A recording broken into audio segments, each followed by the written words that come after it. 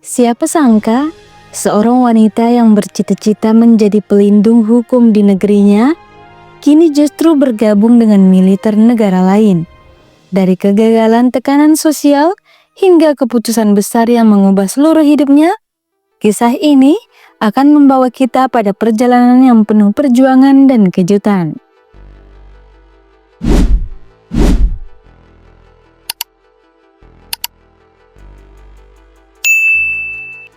Alia Pratiwi tumbuh di sebuah rumah sederhana di pinggiran kota Surabaya.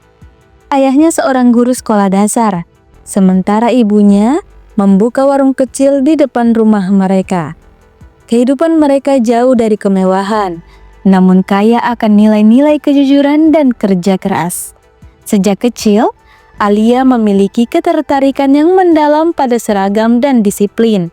Setiap kali melihat polisi wanita yang gagah dengan seragam polisi di televisi atau di jalan, mata Alia berbinar penuh kekaguman.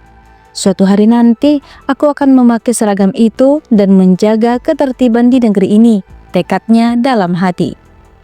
Di kamar kecilnya yang penuh dengan poster-poster motivasi dan gambar polisi wanita yang ia kumpulkan dari koran, Alia rajin berlatih fisik, push up, sit up, dan lari pagi menjadi rutinitas hariannya. Bahkan ketika teman-temannya menghabiskan waktu dengan bermain, Alia lebih memilih untuk memperkuat fisiknya. "Kamu yakin mau jadi polwan, Lia? Itu pekerjaan berat untuk perempuan." Begitu pertanyaan yang sering ia terima. Namun, Alia hanya tersenyum, dia tahu apa yang dia inginkan. Setelah lulus SMA dengan nilai yang memuaskan, Alia langsung mendaftarkan diri untuk seleksi polwan. Berbulan-bulan ia mempersiapkan diri, mengikuti bimbingan tes, dan memastikan fisiknya dalam kondisi prima. Hari seleksi pun tiba. Alia melewati serangkaian tes dengan penuh percaya diri. Tes tertulis, tes psikologi, hingga tes fisik ia jalani dengan lancar. Harapannya semakin membumbung tinggi saat memasuki tahap akhir seleksi. Namun kemudian, kabar mengejutkan itu datang. "Maaf Alia Pratiwi, Anda tidak lolos seleksi karena tidak memenuhi persyaratan tinggi badan minimal." Dunia seakan runtuh bagi Alia. Tinggi badannya hanya kurang 2 cm dari syarat minimum. Sesuatu yang tidak bisa ia ubah, tidak peduli seberapa keras ia berlatih. "Bagaimana mungkin?" lirihnya sambil menatap surat penolakan di tangannya. "Seluruh hidup dan impianku hancur hanya karena 2 cm. Hari-hari berikutnya dilaluinya dengan perasaan hampa. Alia yang biasanya penuh semangat kini lebih banyak mengurung diri di kamar. Orang tuanya mencoba menghibur, tapi luka hatinya terlalu dalam. "Mungkin ini bukan jalanmu, Nak," ujar ibunya suatu malam. "Tuhan punya rencana lain yang lebih baik untukmu." Alia hanya mengangguk lemah, meski dalam hatinya masih belum bisa menerima kenyataan pahit ini. 6 bulan berlalu sejak penolakan itu, Alia mulai bekerja sebagai staf administrasi di sebuah perusahaan ekspor-impor di Surabaya. Pekerjaannya monoton dan jauh dari impiannya, tapi setidaknya ia bisa membantu ekonomi keluarga. Suatu hari, saat sedang mengurus dokumen pengiriman ke Amerika Serikat, Alia bertemu dengan Mr. Johnson, seorang ekspatriat Amerika yang bekerja sebagai konsultan di perusahaannya. "Kamu punya kemampuan bahasa Inggris yang bagus," puji Mr. Johnson setelah beberapa kali bekerja sama dengan Alia. "Pernah berpikir untuk bekerja di Amerika?" Alia tertawa kecil, menganggap itu hanya basa-basi. Namun Mr. Johnson serius. Dia menjelaskan tentang program magang di perusahaan induk mereka di San Diego, California. Mereka sedang mencari staf dari negara-negara Asia Tenggara untuk program diversitas. "Dengan kemampuanmu, kamu punya peluang besar," jelas Mr. Johnson. Tawaran itu terdengar seperti mimpi. Pergi ke Amerika, bekerja di sana, sesuatu yang tidak pernah terlintas dalam benaknya. Setelah berdiskusi panjang dengan keluarga dan banyak pertimbangan, Alia akhirnya memutuskan untuk mengambil kesempatan itu. "Mungkin ini jalan baru yang Tuhan tunjukkan padaku," pikirnya. 3 bulan kemudian, Alia mendapati dirinya mendarat di Bandara Internasional San Diego Matanya tak henti-hentinya berkeliling, takjub dengan pemandangan kota yang sangat berbeda dari Surabaya. Program magang berjalan dengan baik. Alia cepat beradaptasi dengan lingkungan kerja dan budaya Amerika. Namun, rasa hampa itu masih ada. Pekerjaan kantoran tetap tidak bisa menggantikan impiannya untuk menjadi aparat keamanan. Suatu hari pekan, saat berjalan-jalan di sekitar pangkalan militer Naval Base San Diego, Alia melihat parade militer. Para tentara dengan seragam rapi berbaris dengan gagah. Mata Alia berbinar, mengingatkannya pada impian lamanya. Mereka terlihat sangat profesional, gumamnya.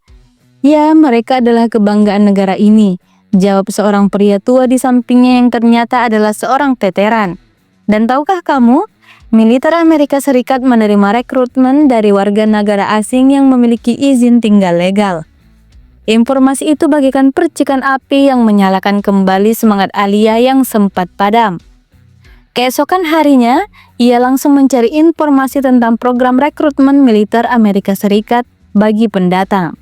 Memang benar, ada jalur khusus bernama MAVNI, Military Accessions Vital to National Interest, yang memungkinkan non-warga negara dengan keterampilan khusus untuk bergabung dengan militer Amerika Serikat dan mendapatkan jalur cepat menuju kewarganegaraan. Ini kesempatanku, tekad Alia. Mungkin aku gagal menjadi polwan di Indonesia, tapi aku masih bisa mengejar impianku untuk menjadi aparat keamanan di sini. Tanpa pikir panjang, Alia mendaftarkan diri ke program tersebut. Proses seleksinya tidak mudah. Ia harus melewati serangkaian tes fisik, mental, latar belakang, dan kemampuan bahasa. Namun kali ini tinggi badannya bukan masalah. Standar tinggi badan minimum di militer Amerika Serikat lebih rendah dari persyaratan polwan di Indonesia. Bangun, bangun. Kalian pikir ini hotel?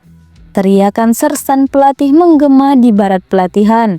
Jam menunjukkan pukul 4.30 pagi dan semua kadet sudah harus berdiri tegap di samping tempat tidur mereka.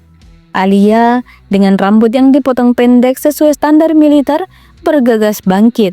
Tidurnya yang hanya 4 jam harus terpotong karena hukuman push-up tengah malam akibat sepatunya yang kurang mengkilap kemarin. Pelatihan dasar militer Amerika Serikat jauh lebih intens dari yang pernah ia bayangkan.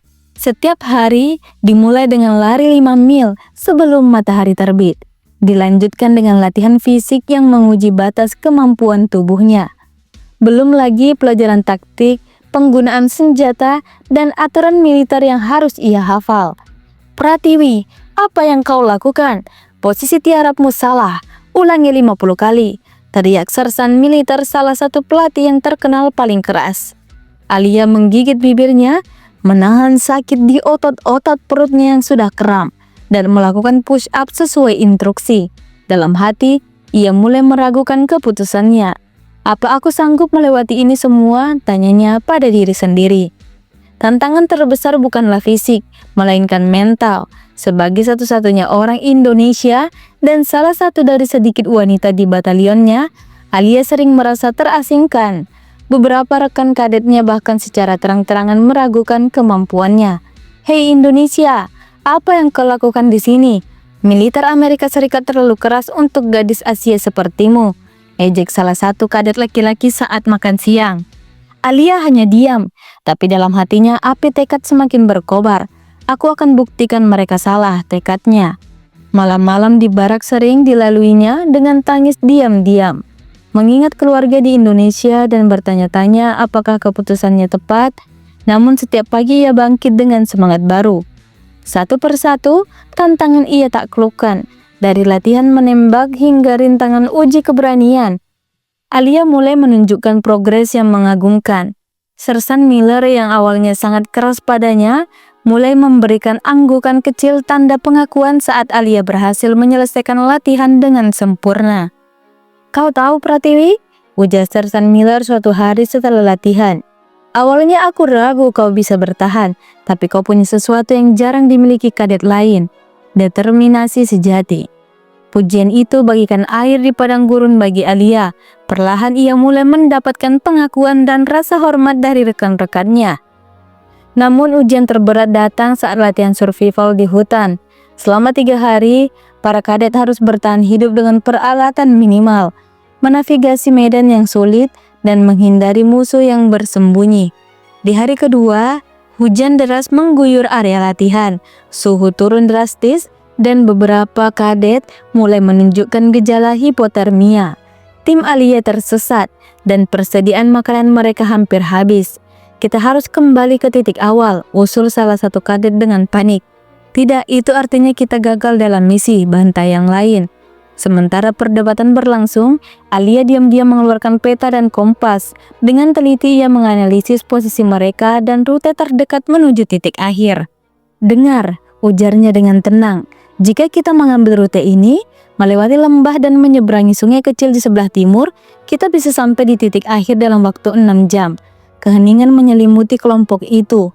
Untuk pertama kalinya mereka melihat Alia tidak hanya sebagai gadis Asia, tapi sebagai seorang kadet yang kompeten dan mampu memimpin. "Aku setuju dengan Pratiwi."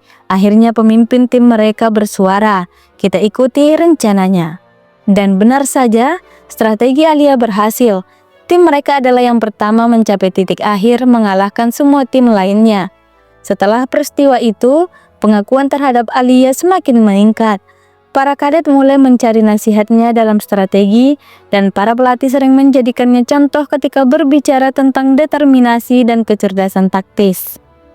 Setelah 6 bulan pelatihan yang intens, hari pelantikan akhirnya tiba. Alia berdiri tegap dalam barisan, mengenakan seragam militer Amerika Serikat dengan penuh kebanggaan.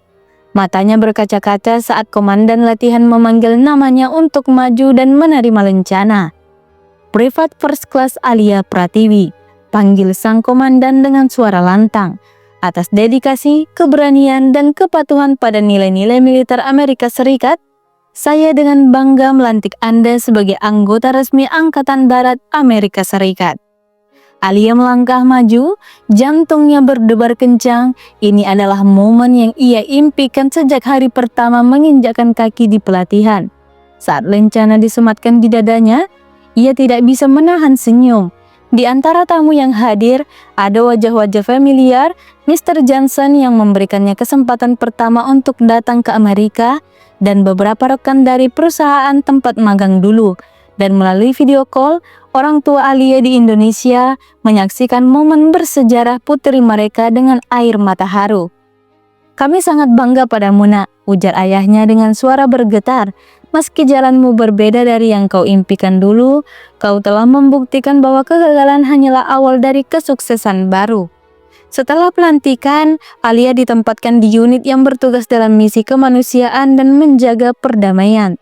Ini adalah peran yang sangat sesuai dengan impian awalnya untuk melindungi dan membantu masyarakat.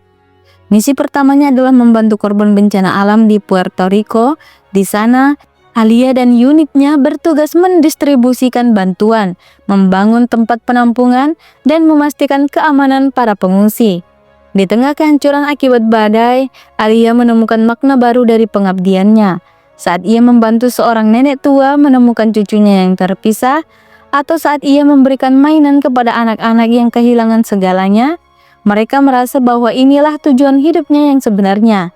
"Terima kasih," ucap seorang ibu sambil menggenggam tangan Alia erat.